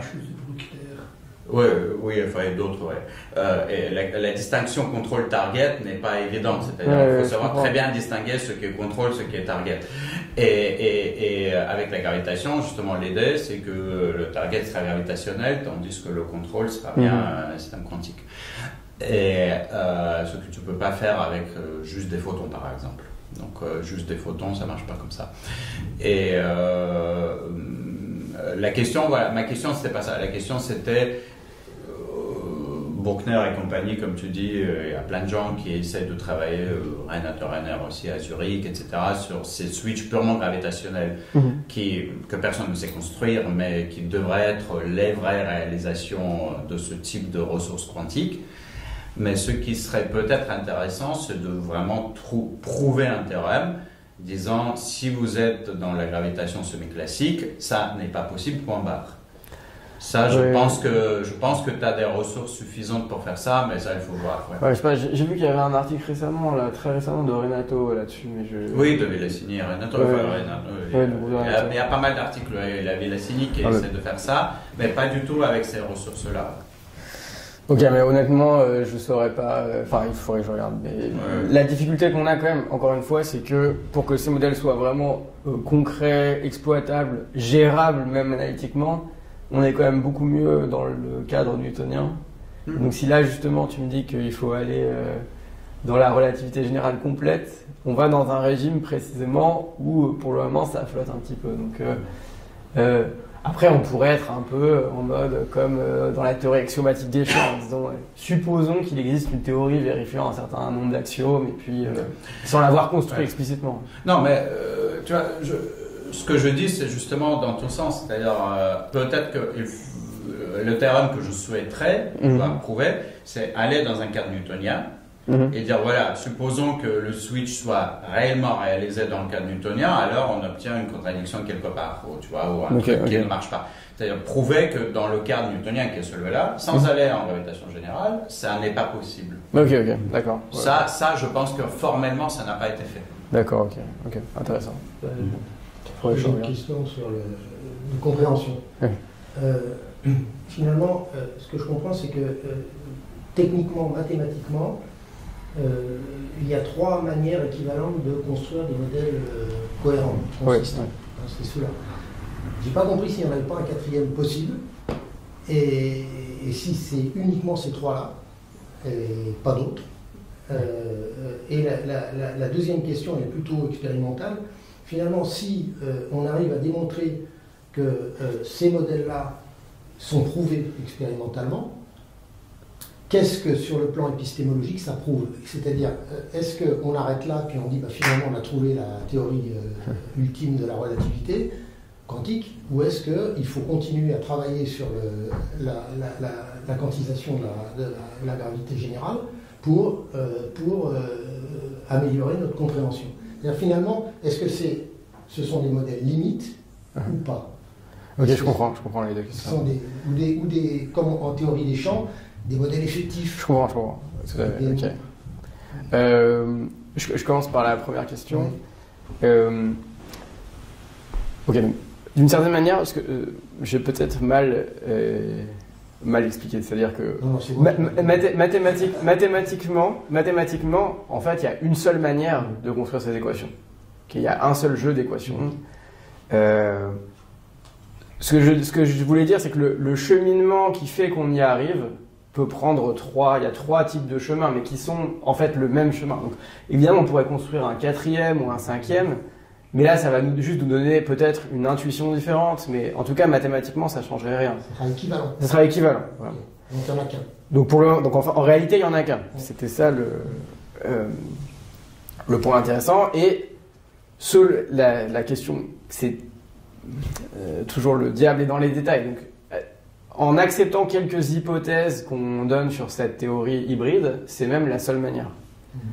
Mais évidemment, moi, je veux faire attention à ça, parce qu'on a tendance à dire oui, c'est la seule manière, mais en fait, on a mis une dizaine d'hypothèses, et puis après, d'autres gens trouvent d'autres manières. Donc, il y a peut-être d'autres manières, mais il va falloir relâcher quelques points qu'on s'est donnés pour évidents. Ensuite, empiriquement, ces modèles font des prédictions qui sont strictement distinctes de la gravité quantique. Dans la limite newtonienne, les prédictions sont faciles à calculer. La limite newtonienne de la gravité quantique et ces théories donnent des prédictions différentes. Donc, si expérimentalement on voit que la gravité est quantique, ces modèles sont falsifiés, c'est terminé. Il reste une option, c'est que ces modèles soient fondamentalement faux, mais restent des approximations raisonnables dans certaines limites semi-classiques de la gravité. Bon, on n'est pas vraiment venu là pour ça, mais a priori, c'est pas impossible. Mais donc ici, là, j'étais vraiment dans l'idée, ces modèles sont des versions a priori fondamentales. Évidemment, la gravité semi-classique, même la version qui marche pas fondamentalement de Möller et Rosenfeld, sont utilisées en fait, en pratique. Mais là, comme des descriptions effectives, de gros systèmes, donc pour lesquels c'est tout à fait acceptable, okay, dans des limites correctes. Voilà. Je sais pas si ça... Et donc ça veut dire que si on trouve expérimentalement que c'est bon avec ces modèles, quelque part ça falsifie la gravité quantique. Ça falsifie l'approche standard à la gravité quantique. Voilà. Alors il y a des infinies subtilités liées à cette question, et du coup je prends le risque de les ouvrir, mais en réalité on peut assez facilement ajouter des secteurs cachés de particules qui seraient inconnus, donc rajouter tout un tas de secteurs noirs au modèle standard qui permettrait de reproduire une physique qui ressemble à celle de ces modèles. Donc en fait on pourrait quand même... Des jusqu'au boutistes pourraient tout à fait défendre que la gravité est quand même quantique, mais en fait qu'il y a plein d'autres forces, il y a plein d'autres particules qu'on ne connaît pas. Avec. Mais disons, si on ne s'autorise pas ça, en tout cas, si ces modèles sont vérifiés, ça montrera que le modèle standard plus la gravité quantique dans sa version la plus standard ne fonctionne pas. Ouais. Mais quand tu parles de gravité quantique, il y a plusieurs modèles de gravité quantique. Oui, mais est-ce qu'elles ont toutes les mêmes conséquences? Alors c'est toujours dur à dire parce qu'il y en a. La plupart des théories de gravité quantique sont en fait insuffisamment abouties pour dans des situations simples dire des choses. Mais je pense que si on fait un sondage vraiment dans la communauté, tout le monde va dire ok, au premier ordre en théorie des perturbations et à la limite des basses vitesses, on retrouve le potentiel newtonien à l'équation de Schrödinger. Je pense que tout le monde est d'accord avec ça. Même dans la communauté hautes énergies, là je prends un peu un risque, hein, on peut trouver quelqu'un peut-être qui dira pas ça, mais je pense qu'on s'attend à ce que toutes les approches de gravité quantique donnent cette limite newtonienne. C'est en ça aussi que c'est intéressant comme limite. À la fois c'est intéressant parce qu'on discrimine facilement ces deux grandes catégories d'approches. Évidemment c'est catastrophique pour ceux qui s'intéressent à essayer de discriminer entre différentes approches à la gravité quantique, parce qu'évidemment on n'y voit rien du tout. Et quand est-ce qu'on aura des résultats probants? Ça c'est une très bonne question. C'est des expériences qui sont hyper difficiles à faire, ça, je m'en doute. Parce que, mais qui sont, je pense qu'en physique il faut essayer de distinguer hyper difficile et science-fiction absolue. Regardez des effets de second ordre qui distinguent différentes branches de la gravité quantique. Il y a des gens qui ont fait des calculs de coin de table, mais typiquement il faut un collisionneur de la taille du système solaire, on parle de projets d'un autre monde. Là, on ne parle pas d'un projet d'autre monde, il y a des ordres de grandeur à récupérer expérimentalement, mais c'est des basses énergies. Donc gagner des ordres de grandeur à basse énergie en général, c'est un peu plus facile que pour de la physique de ultra haute énergie. Je dis ça, s'il y a des expérimentateurs en Franck, je sais que c'est pas facile de gagner des ordres de grandeur, mais en pratique, on gagne quand même plus facilement des grandeurs aux basses qu'aux très hautes énergies. Et donc, je pense, j'ai du mal à évaluer la difficulté parce que je suis pas expérimentateur. Les gens disent, voilà, c'est très dur, mais c'est pas de la science-fiction complète. Je pense que là je prends un peu un risque aussi, je pense que c'est à peu près du même ordre que d'avoir un ordinateur quantique universel avec quelques milliers de qubits logiques. C'est un énorme challenge d'ingénierie, mais a priori, il n'y a pas d'impossibilité pratique. Pardon ? À propos des manips, c'est un peu accessoire pour ton discours, mais je ne pense pas que la manip d'Haroche soit vraiment là, la catégorie des manips de mesure continue. Tu l'as très justement défini comme on fait des petites perturbations extrêmement fréquemment pour arriver dans la bonne limite à avoir une limite continue. La manip d'Haroche est une manip forte en fait. Hein. Oui, tout à fait. Non. Une manip où tu retournes complètement la direction du spin fictif d'un atome. T'as tout à fait raison. Et chaque atome qui passe donne l'information totale sur dans quel état le rayonnement se trouve dans la cavité. Mais alors c'est juste. Ça ne change rien. Non, c'est juste. Après, l'intérêt pédagogique, c'est que c'est exactement la version. Ça ressemble. Et elle a tourné. Donc, à ma connaissance, elle a quand même tourné dans des cas faibles aussi. Donc, mais des cas faibles où c'est pas infiniment faible. C'est typiquement, tu as un résultat binaire et après tu reconstruis pour jusqu'à 10 photons, un truc comme ça. Donc là, une manip, c'est jamais infiniment faible, ça, c'est clair. Ouais. Non, c'est sûr. Non, mais c'est pas. Ce que je veux dire, c'est qu'évidemment, c'est une moins bonne limite que la détection Woodin, par exemple. Mais c'est quand même. C'est un moyen de lier l'exemple à une situation physique. Ouais. Je suis d'accord que c'est pas une vraie limite continue et que, en principe, même expérimentalement, c'est pas la limite continue qui est intéressante. cette expérience. Sur un tout autre plan, on t'a bien expliqué, je me limite au cas non relativiste newtonien. Okay.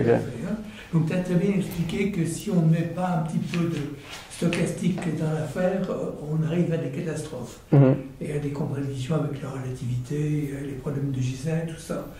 Bon, cela dit, on peut faire appel de l'aléatoire en mécanique quantique de deux façons. La façon standard qui est celle de la mesure quantique à la von Neumann que tu as utilisée dans ton équation pilote. L'autre façon, donc ça c'est de dire qu'à chaque instant on mesure la gravité et à chaque instant la nature décide de donner un résultat de mesure aléatoire. L'autre point de vue c'est de dire que c'est le point de vue baumien, c'est-à-dire que tout en fait est écrit et découle d'un aléatoire initial sur des positions baumiennes auxquelles on a accès justement quand on fait la mesure. Et à ce moment-là, ça mène à des petits modèles un peu naïfs comme celui que j'avais proposé, où je crois que ces modèles sont également sans problème vis-à-vis des contradictions que tu as soulevées, et ils permettent d'obtenir, j'ose pas dire une théorie, mais ça permet de mettre ensemble gravité et mécanique quantique d'une façon sans contradiction. Alors, je connais tes modèles, je suis d'accord et je suis d'accord sur le fait que, effectivement, on peut un peu. Je suis d'accord aussi avec ce que tu dis sur la manière de générer des dynamiques, d'une certaine manière d'apparence stochastique en cachant dans la condition initiale des particules baumiennes l'aléa. Un point peut-être pratique, c'est que, je ne suis pas totalement convaincu dans le cas de tes modèles que tel quel, on n'a vraiment aucun paradoxe. Je suis d'accord que c'est beaucoup moins clair que ce que j'ai montré. Je suis d'accord que ça contourne les objections immédiates. Mais je suis pas totalement convaincu qu'on peut pas fabriquer des trucs absurdes ou, je trouve que c'est beaucoup plus, la différence de ces modèles, c'est que c'est quand même très très dur de montrer qu'il peut pas y avoir de paradoxe. On peut éliminer des paradoxes un par un, mais on a plus de mal à dire que par principe, c'est impossible qu'il y ait des effets de signaling. L'avantage des modèles que j'ai présentés là, c'est que c'est un théorème, quoi. On voit qu'il n'y a pas... J'ai pas besoin qu'on me donne un paradoxe et je montre que, en fait, il marche pas. On peut montrer qu'il n'y a aucune manière d'envoyer des signaux et c'est une affirmation exacte. Dans le cas de tes modèles, bon, je prends le risque de dire des trucs faux sur tes modèles, je suis désolé, mais tu as quand même un peu un argument statistique, il y a un argument presque de physique statistique un peu fin pour voir qu'on peut pas se faire arnaquer, qui est plus subtil, quoi. Et donc là, je demande un truc fort, je demande qu'il y ait vraiment aucun paradoxe. Mais c'est peut-être d'une certaine manière, tes modèles sont des extensions qui ne font pas strictement partie des méthodes que j'ai proposées, parce qu'elles relâchent un tout petit peu ce que j'appelle l'absence de paradoxe. Elles acceptent que, en gros, ça soit pas possible de fabriquer la situation paradoxale, pratiquement, je comprends, mais elle n'est pas strictement interdite par le formalisme. Alors que là, les paradoxes sont strictement interdits par le formalisme. La question, c'est qu'est-ce qu'on a le droit de demander? Est-ce que moi, je demande trop? Peut-être que je demande trop. Tu as raison. La seule chose que montre, il n'y a pas plusieurs modèles. Il y en a un, il est extrêmement naïf, mais il montre simplement qu'il obtient, il dérive le postulat de projection de von Neumann. Donc celui-là, on pense que s'il est instantané, au moins on ne peut pas avoir un paradoxe du type de communication supraluminale. Mais tout ce que tu dis est vrai, je suis d'accord avec toi, hein, c'est extrêmement naïf. Et peut-être qu'il y a des énormes contradictions que je n'ai pas vues qui sont là derrière. On n'a pas ce problème de sigma non plus, on n'a pas introduit... Oui, ça serait un aspect positif, ouais. Tout à fait. Il y a moins de paramètres. Oui, tout à fait. Mais je suis d'accord avec tout ce que tu as dit. Est-ce qu'il y a des questions en visio? Philippe? Je voudrais revenir un petit point sur les manips. Donc les manips les plus avancés dans le domaine labo, c'est les manips de Marcus Espelmeyer, dont l'objectif est d'intriquer deux petits objets. Donc l'idée c'est qu'on prend un petit objet, une petite sphère, on la partage, on la fait en quelque sorte interféré, puis on en prend une deuxième, donc on a deux petites sphères, et maintenant ces deux petites sphères interagissent gravitationnellement, donc l'interaction gravitationnelle ici n'est pas la même qu'ici, et donc le résultat c'est que quand on recombine tout ça, on peut intriquer les deux sphères. Et alors il ne faut pas que les sphères soient trop grosses, sinon on ne va pas arriver à faire l'effet d'interférence. Et il ne faut pas qu'elles soient trop petites, il ne faut pas que ce soit des atomes par exemple, parce qu'à ce moment-là, l'interaction gravitationnelle est trop faible et ne suffira pas à créer un déphasage qui peut impliquer nos deux machins. Donc ça, c'est une manip que je trouve absolument magnifique, que Marcus Aspelmayer est en train de faire. Je l'ai visité la dernière fois. C'est assez convaincant qu'il va y arriver, et je vous assure qu'il va y arriver bien avant qu'on ait le moindre ordinateur quantique. C'est une analyse très difficile, mais il a des trucs bien en main, il est vraiment pas bête. Il attaque les deux côtés simultanément, avec les sphères trop grosses et les sphères trop petites, et il essaye de faire converger tout ça. C'est magnifique. Alors maintenant, que dit la théorie sur la prédiction de cette expérience? Donc, il y a plusieurs théories, mais c'est là que je suis moins sûr de moi et que j'aurais besoin de l'avis des spécialistes. Si on fait ce petit calcul en disant simplement qu'il y a un potentiel newtonien entre nos petites sphères, le résultat, c'est qu'on a de l'intrication. D'accord? Mais c'est pas de la gravité quantique, c'est un bête potentiel newtonien entre les deux. C'est comme quand on fait, si vous voulez, des interféromètres gravitationnels qui servent à détecter le petit g ou grand g. On a de la gravitation. Alors là, ce qui marche très bien et ce qu'on fait tout le temps, c'est des atomes plus la Terre. Là, c'est pas des atomes plus la Terre, c'est deux atomes, enfin deux petites sphères. Donc c'est tout petit, mais on sait ce que ça va donner. Et en principe, en mettant un potentiel newtonien, simplement, c'est un calcul simple, on intrigue. Il n'y a pas de gravité quantique là-dedans. Je ne suis pas d'accord. Mais... Si on fait le calcul de gravité quantique maintenant, alors là je me réfère aux experts de gravité quantique, Rovelli, d'autres, etc. Ils disent tous que le résultat est le même. Donc on va avoir l'intrication. Donc en fait, pour moi, le problème, c'est que cette expérience qui est magnifique et qui, je pense, doit vraiment être faite, prédit l'intrication et ne permet pas de dire de distinguer justement un modèle super naïf où, comme on est en limite newtonienne, de toute façon, il n'y a aucun effet gravitationnel non linéaire. Donc on prédit bêtement de l'intrication, et la gravité quantique très compliquée dit la même chose. Bon, j'espère que tout le monde est d'accord jusque-là. Maintenant, ma vraie question, en particulier Antoine, c'est que si j'ai bien compris, tous ces modèles à la Oppenheim et compagnie, eux prédisent qu'il n'y aura pas d'intrication. C'est bien ça?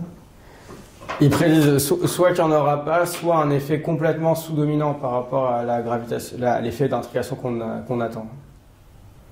Donc ça, bien que l'expérience soit très difficile, c'est un effet violent, parce que je pense que si Marcus travaille bien, le fait qu'il y ait de l'intrication ou pas, il va voir. Tu es d'accord avec tout ce que j'ai dit, Antoine? Alors, je suis d'accord sur la partie, le fait que ces expériences vont avoir, si les modèles dont j'ai parlé font des prédictions très différentes du potentiel newtonien. Ça, je suis d'accord. En revanche, je suis pas d'accord, là où je suis pas d'accord, après c'est plus de la sémantique, hein, mais je suis pas d'accord que ce potentiel est pas du tout quantique. Donc, ce que je veux dire par là, c'est que si tu as n'importe quelle théorie dont la limite, par exemple, avoir un potentiel newtonien dans l'équation de Schrödinger, c'est très différent d'avoir un champ gravitationnel classique. Il n'existe aucun champ gravitationnel qu'on peut mettre comme potentiel extérieur qui reproduit l'expérience. Donc même si on a été habitué avant à mettre des potentiels, par exemple, électrostatiques dans l'équation, c'est déjà quantique en soi. Évidemment, c'est un peu... on débat peut-être de vocabulaire, mais pour moi, c'est très quantique de mettre un potentiel newtonien. C'est déjà de la gravité quantique. Moi, j'ai fait ma thèse d'État pour démontrer que la lumière est bien quantique. Et pour démontrer que la lumière est bien quantique en optique, ce qu'il faut, c'est produire des photons un par un. Et vérifier en particulier le fait que si tu envoies un photon sur une lame séparatrice, tu le détectes d'un côté et pas de l'autre. Donc ça a pris beaucoup de temps à réaliser tout ça, Kimball 1976, moi mon expérience c'était en 82, 86, etc. Donc en optique quantique, pour avoir une évidence qu'un champ est quantique, il faut faire des effets qui s'appellent anticorrélation, anti-bunching, squeezing, etc. Donc, cette expérience-là d'intriquer de machin, là, est extrêmement loin de démontrer quoi que ce soit qui ressemble à, si tu veux, ce qui serait la quantification du graviton. Côté du graviton, le parrain, ce serait ça, naïvement, pour un opticien quantique, montrer que la gravité est quantique, ce serait compter des gravitons. Je suis d'accord. Compter des gravitons, on a des ordres de grandeur totalement loufoques, c'est rigolo, des articles qui ont calculé ça, d'ailleurs, c'est rigolo. Mais on est à des années-lumière de savoir compter des gravitons. Oui, on le fera jamais, c'est sûr. Les gens de la gravité quantique disent « Ok, si je fais mon intrication et que j'intrigue, ça me prouvera que la gravité est quantique. » Là, je commence, en tant qu'opticien quantique, à me dire « Oui, peut-être, mais je ne peux pas me mouiller davantage. » Non, mais je suis d'accord que ça prouve quelque chose de plus faible. Je suis d'accord que ça prouve quelque chose de plus faible, mais là où je suis pas d'accord, c'est pas l'évidence qu'il y a ce potentiel newtonien. Notamment, toutes les expériences qu'on a sur Terre, aujourd'hui, elles ne distinguent pas un effet semi-classique de l'effet de ce potentiel newtonien qui est pourtant très différent. Donc, si tu prends le champ gravitationnel classique, avec équivalent à ce potentiel newtonien que tu mets dans l'équation, dans un cas à plusieurs particules avec des superpositions, il y a des superpositions de champs gravitationnels. Et ça, c'est différent d'avoir un unique champ gravitationnel classique. Donc, faire cette expérience dans le champ gravitationnel terrestre, ça prouve quelque chose de extrêmement plus faible que ce que veut faire Marcus Haspelmayer. Oui, mais on est d'accord. Ouais. Mais je trouve que c'est pas trivial. Pas simplement d'un interféromètre gravitationnel comme ces appareils commerciaux maintenant. Non, je parle vraiment de l'expérience de Marcus où tu crées de l'intrication en utilisant la gravitation entre deux petits objets. Alors il y a aussi la gravitation terrestre, mais tu t'arranges pour un débat. C'est facile. Mais on parle bien de la même chose. Non, on parle de la même expérience, oui. On parle de la même expérience. Non, mais d'une certaine manière, je trouve que moi, je peux pas juger de la faisabilité. Il y a des gens qui sont optimistes, comme tu l'es, d'autres qui sont moins optimistes sur la faisabilité, mais c'était plus un point sur l'interprétation. C'est un ordinateur quantique, ça, alors là. On verra, je suis pas sûr. On verra. Moi, je prends. J'ai dit qu'un ordinateur quantique avec quelques milliers de qubits logiques, universel. Rien à voir. Bon, on verra. Tu n'as pas donné. Tu as 2 degrés de liberté, si tu veux. Un ordinateur quantique, il t'en faut des milliers de degrés de liberté, justement. Autrement, tu je suis d'accord, mais c'est difficile parce que, justement, tu es dans cette frontière un petit peu étrange où si tu es trop gros, tu n'as pas d'interférence, et si tu es trop petit, tu n'as pas de gravitation. Donc il faut arriver à trouver la fenêtre. Je suis d'accord. Je pense qu'elle est jouable, la fenêtre. Mais côté de son expérience, côté ordinateur quantique, il n'y a pas a priori de limite physique, c'est quand même davantage de l'ingénierie. Côté de l'expérience de Marcus Haspelmayer, c'est pas super clair qu'on va vraiment réussir à rendre l'effet Casimir suffisamment faible, qu'on va réussir à mettre le bon diélectrique pour qu'il n'y ait pas... Enfin bon, ça m'a l'air d'être encore assez ouvert. Après, je connais moins bien que toi, donc...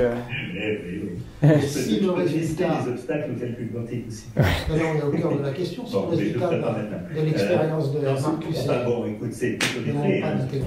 J'ai passé ma vie à faire des expériences... J'ai une capacité à estimer ce qui est plus ou moins faisable. Non, bien sûr, t'es beaucoup plus légitime que moi, j'en suis bien d'accord.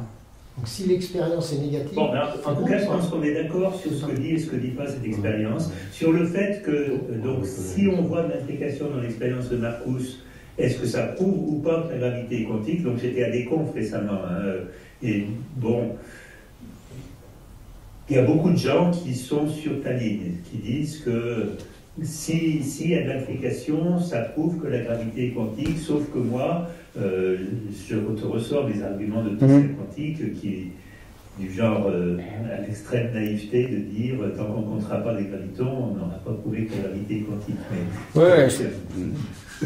Non, mais je suis d'accord que ça c'est un continuum, c'est comme ça s'appelle à partir de quel moment on a vraiment prouvé l'hypothèse atomique, tu vois, il y a toujours un continuum de preuves de plus en plus fortes.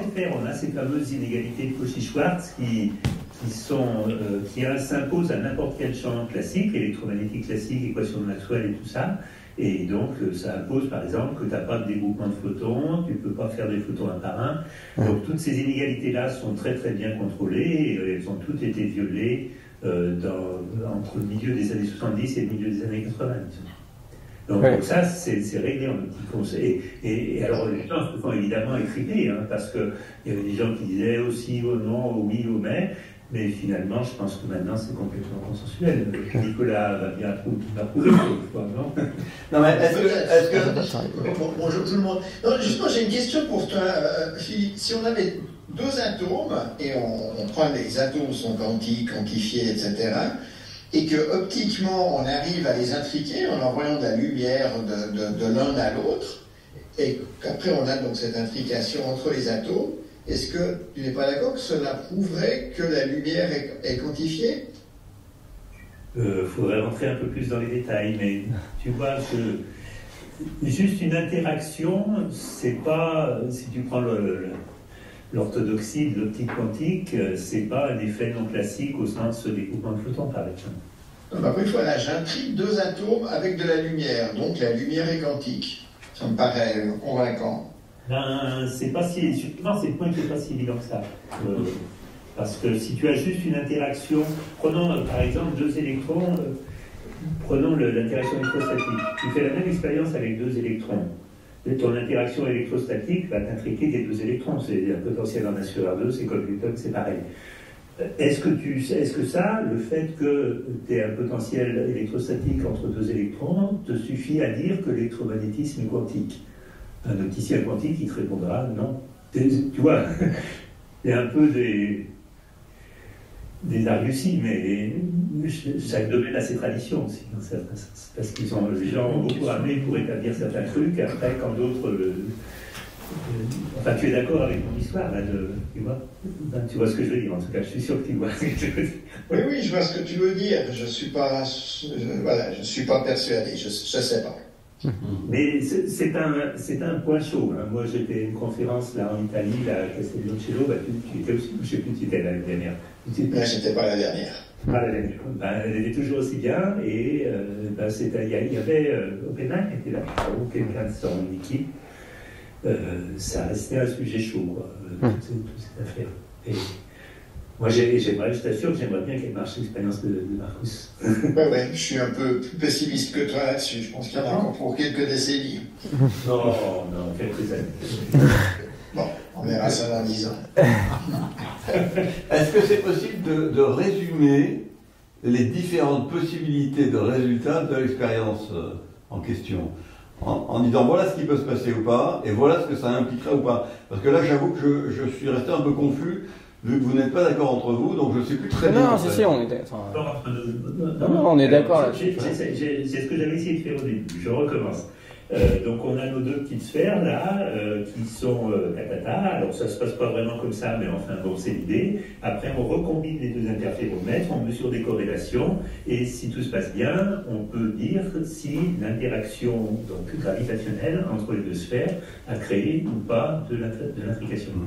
Voilà, ça c'est la manie. Alors après, il y a deux options, soit on envoie, en simplifiant bien sûr, on envoie ou on n'envoie pas. Alors après, si ça viole les inégalités, on en voit vraiment, mais on peut en voir dans des tas de témoins d'intrication qui permettraient de dire que les deux particules sont intriquées par la gravitation, si tout s'est bien passé. Alors maintenant, il y a deux options, soit on voit de l'intrication, soit on n'en voit pas. Alors si on n'en voit pas, d'abord, je pense que c'est une énorme surprise pour la plupart des gens, sauf pour Oppenheim qui va sauter au plafond en disant ouais, c'est bon pour moi. Peut-être aussi pour Antoine, je ne sais pas. L'immense majorité des gens, d'après ce que j'ai vu dans les conférences, pensent qu'on va avoir l'intrication, enfin si la manip marche, bien sûr, parce que c'est une manip très difficile. Hein. Et que si on en. Et la question maintenant est si on en voit, est-ce que ça prouve ou pas que la gravité est quantique? C'est ça la question. Alors quelle est la réponse à ça? C'est là que parce que ça paraît pas si tranché que ça, d'après ce que j'ai compris de ce que disait Antoine.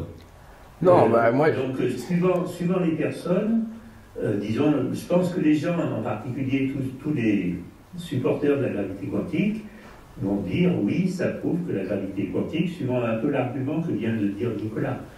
Et puis d'autres qui sont un peu plus réservés, comme moi, ou je ne sais pas, je ne suis pas le seul, de toute façon je ne suis pas un théoricien, vont dire, ben oui, mais vous affirmez que ça prouve que la gravité est quantique, si vous faites ça avec juste un champ coulombien, vous créez de l'intrication et on ne va pas prévoir. Le simple fait qu'on ait de l'intrication dans ce cas-là ne suffit pas à établir le caractère quantique des éléments électromagnétiques d'après 20 ans de travaux qui ont justement eu des choses beaucoup plus élaborées. Et quelles sont ces choses plus élaborées? Essentiellement, c'est qu'on a compté des photons, préparé et compté des photons un par un. Donc ce serait préparer et compter des gravitons un par un. Alors je crois qu'il y a un article rigolo qui évalue ce qu'il faudrait pour compter des gravitons un par un. C'est totalement... Mais je reviens quand même, encore une fois, à Philippe. Même un champ électrostatique n'est pas véritablement statique. D'après toute la physique d'aujourd'hui, on imagine des bosons qui font des allers-retours pour porter l'interaction. D'accord, Nicolas. C'est-à-dire, si tu te replaces, par exemple, les gens qui me disent que oui, ça prouve que c'est quantique, ils vont me dire exactement ce que tu dis. Un champ newtonien, c'est un peu ce que disait Antoine, un champ newtonien comme ça, tout seul, qui flotte dans l'air, en fait, ça n'existe pas. Parce que ça ferait une interaction instantanée à distance, et on sait bien que de toute façon, il n'y a pas d'interaction instantanée à distance, c'est retardé tout ça.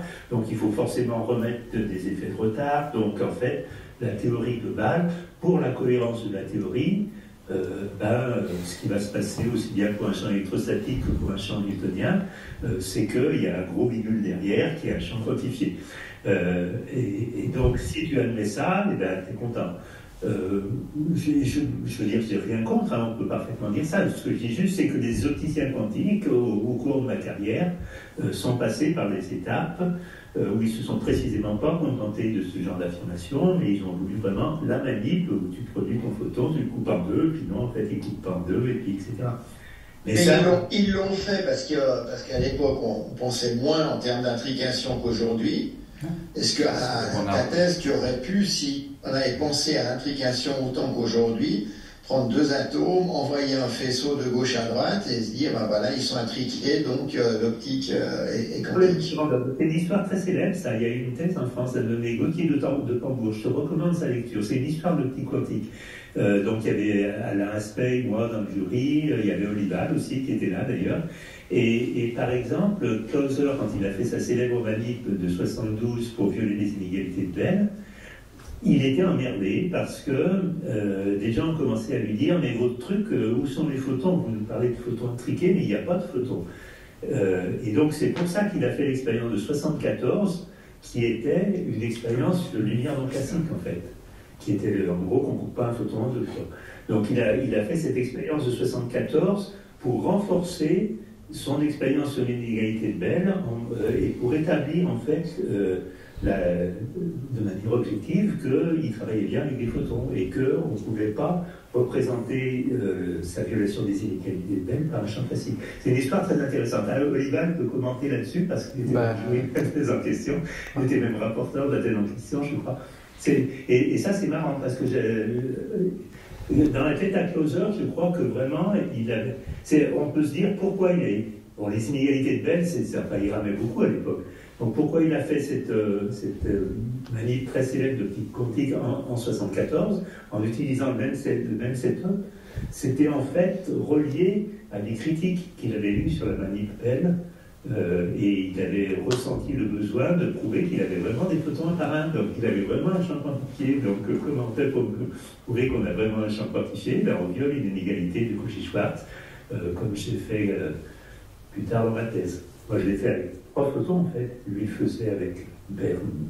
Mais l'idée est la même, ce sont ces inégalités-là, Clauser 74, il y a eu une expérience de Mendel, Kibble, Daphné Mendel 76, ma thèse en 86, qui normalement ont établi la nature corpusculaire du photon, enfin pour les opticiens quantiques, pour les textbooks.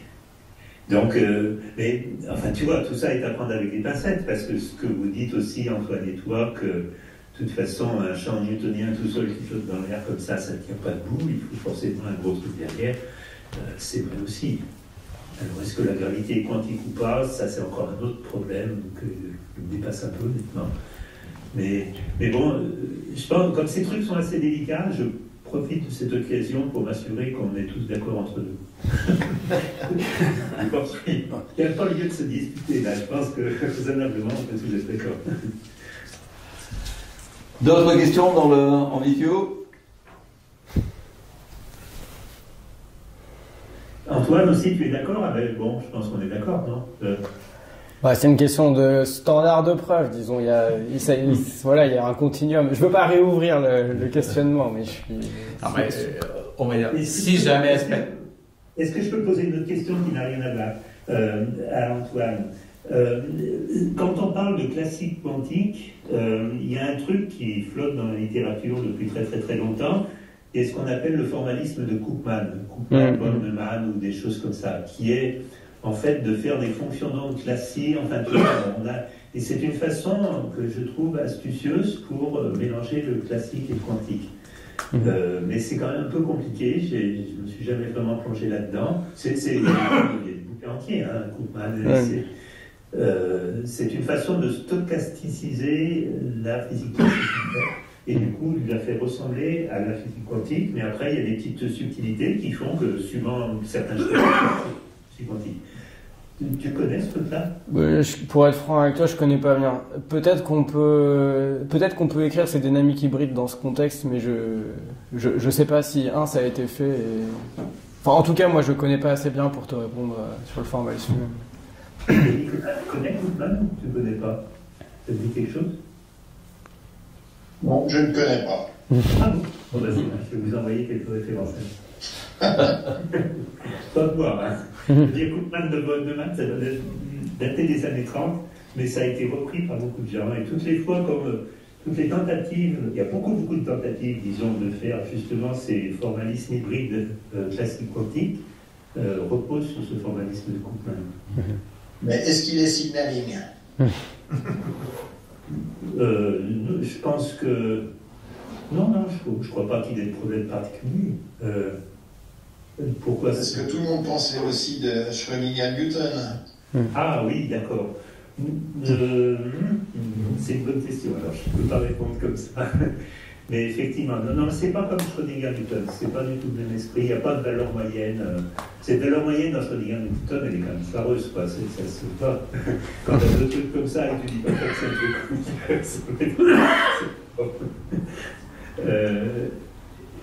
Tandis que non, Koopman, c'est plus subtil que ça. Si vous ne connaissez pas, je vais vous envoyer quelques références, alors, comme vous êtes les deux experts. Moi, je suis un théoricien amateur, comme vous le savez. D'autres questions? Très bien, on va remercier Antoine.